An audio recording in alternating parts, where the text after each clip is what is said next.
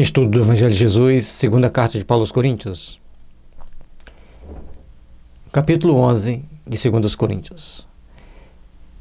Em verdade, que não convém gloriar-me, mas passarei as visões e revelações do Senhor. Conheço um homem em Cristo que, há 14 anos, se no corpo não sei, se fora do corpo não sei, Deus o sabe, foi arrebatado até o terceiro céu. E Paulo, então, aqui ele mostra que ele vai fazer uma revelação, que vai trazer uma informação nova, diferente para aqueles que estavam ouvindo, ou queriam ler a sua carta, e mostra que ele estava sendo arrebatado até o terceiro céu. Ou seja, instâncias celestes ou espirituais, que ele chamou de terceiro céu, em um patamar superior da nossa existência.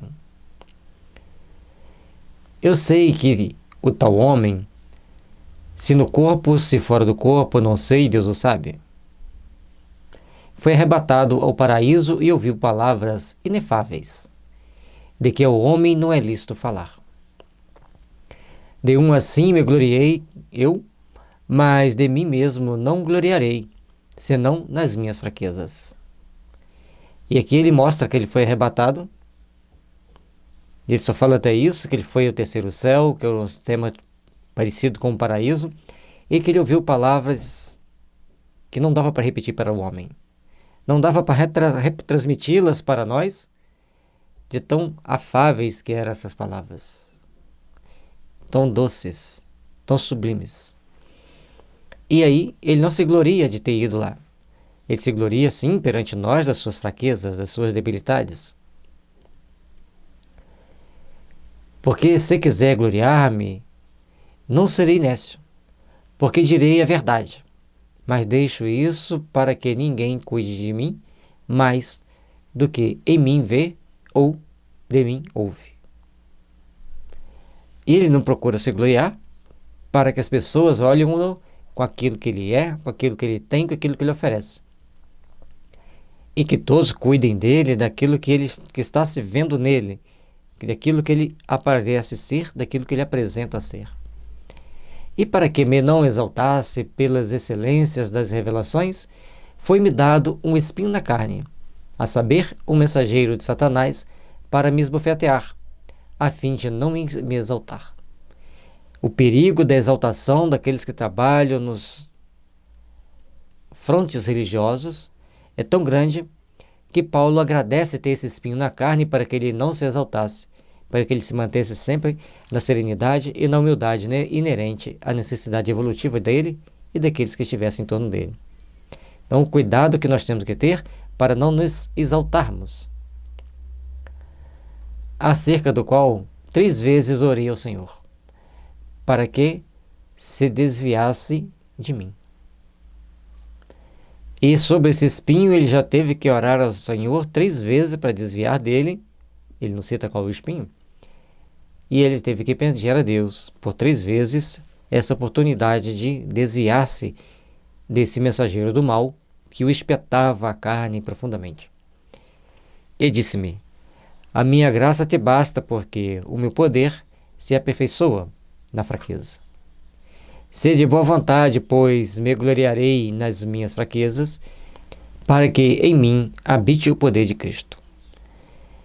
E como as fraquezas que nós devemos cultivar, ou melhor, que nós devemos reconhecer que temos, são um ponto forte para nos fazermos melhores, para ficarmos mais atentos às nossas próprias necessidades, ao nosso próprio processo de crescimento espiritual. E então, nós temos que procurar transcender, compreender e nos melhorar constantemente.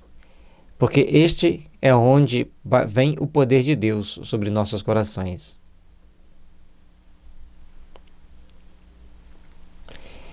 E aí ele se gloria das fraquezas dele para que o poder de Deus possa continuar habitando nele devido às suas fraquezas. E não a exaltação do ego, não a exacerbação da personalidade, sempre mantendo-se na condição de um servo, o mínimo do Cristo. Pelo que sinto prazer nas fraquezas, nas injúrias, nas necessidades, nas perseguições, nas angústias, por amor de Cristo, porque quando estou fraco, então sou forte.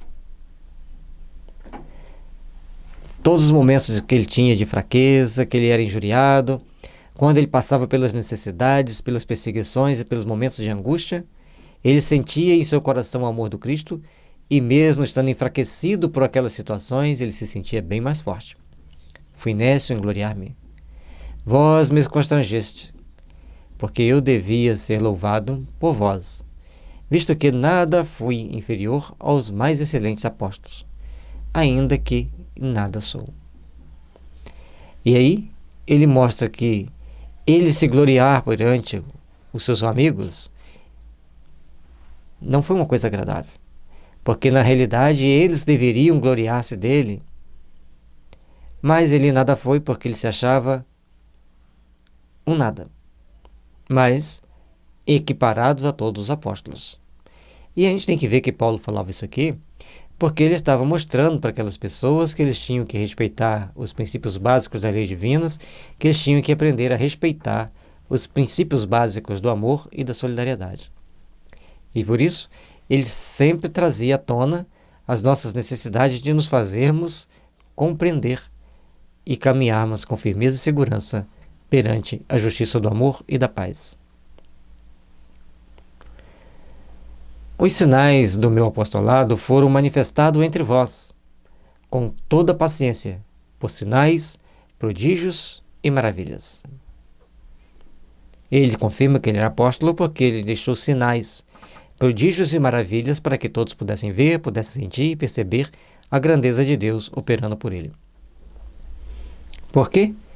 Em que tendes vós sido inferiores às outras igrejas, a não ser que eu mesmo vos não fui pesado? Perdoai-me este agravo.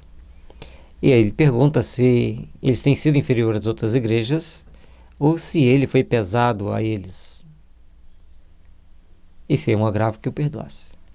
Então ele tem um jeito assim de dar um puxão de orelha, depois ele pede perdão, ele puxa a orelha, ele pede perdão e vai fazendo com que todos possam caminhar dentro desse processo de progredir infinito, de melhorar e a se aperfeiçoar constantemente. Eis aqui, estou pronto para, pela terceira vez, ir ter convosco e não vos serei pesado, pois que não busco o que é vosso, mas sim a vós. Porque não devem os filhos entesourar para os pais, mas os pais para os filhos. Ele vai não para receber alguma coisa, para receber algo, mas ele vai para conversar e ajudar aquelas pessoas de Coríntios. Porque em Corinto tinha um grupo de espíritos encarnados com os quais Paulo identificou muito e o próprio Cristo pede para ele cuidar muito bem deles. E ele desempenha firmemente a função. E ele mostra que os pais que têm que tesourar para os filhos, não os filhos para o pai. Então ele tinha que ajudá-los a arrebanhar mais gente e buscar a prosperidade da comunidade onde eles estavam. Eu, de muito boa vontade, gastarei e me deixarei gastar pelas vossas almas, ainda que, amando-vos cada vez mais, seja menos amado. E aí ele coloca para os coríntios que ele os amava muito, mas nem sempre esse amor era bem correspondido, nem sempre eles tinham por ele esse mesmo amor. Mas seja assim, eu não vos fui pesado, mas sendo astuto, vos tomei com um dolo. Ele não criou peso, mas ele criou mecanismos de tê-los com ele e de ajudá-los para o crescimento espiritual, que todos precisam. Porventura aproveitei-me de vós por algum daqueles que vos enviei? Roguei a Tito e enviei com ele um irmão.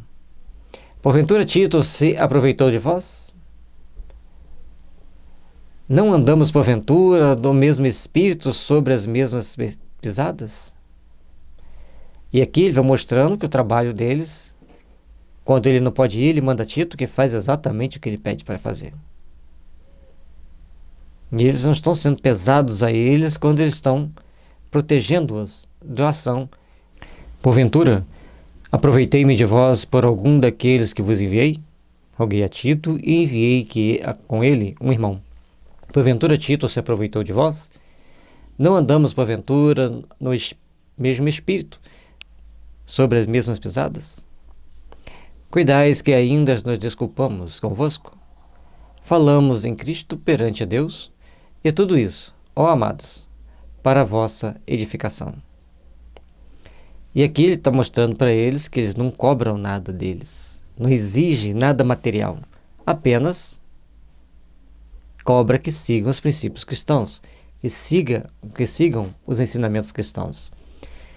E com isso, eles vão fazendo todo o trabalho, todo um processo de melhoria, dentro da forma de atender, dentro da forma de lidar com o cristianismo nascente. E é isso que Paulo cobra deles.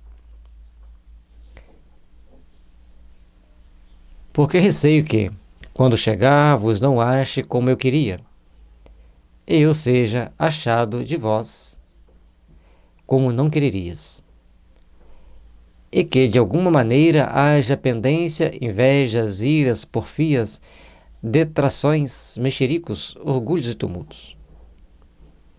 E aí Paulo mostra todas aquelas nossas imperfeições que muitas das vezes afloram quando faltam a liderança. Todas aquelas tendências que nós vamos deixando passar, todas as tendências que nós vamos deixando acontecer na nossa vida.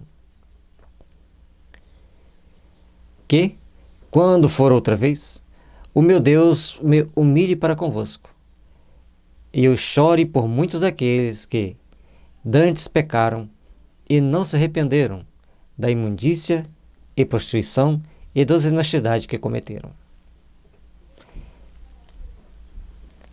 E ali Paulo, já ciente de alguns fatos que estavam acontecendo, ele leva para eles então essa questão de ele se humilhar perante eles.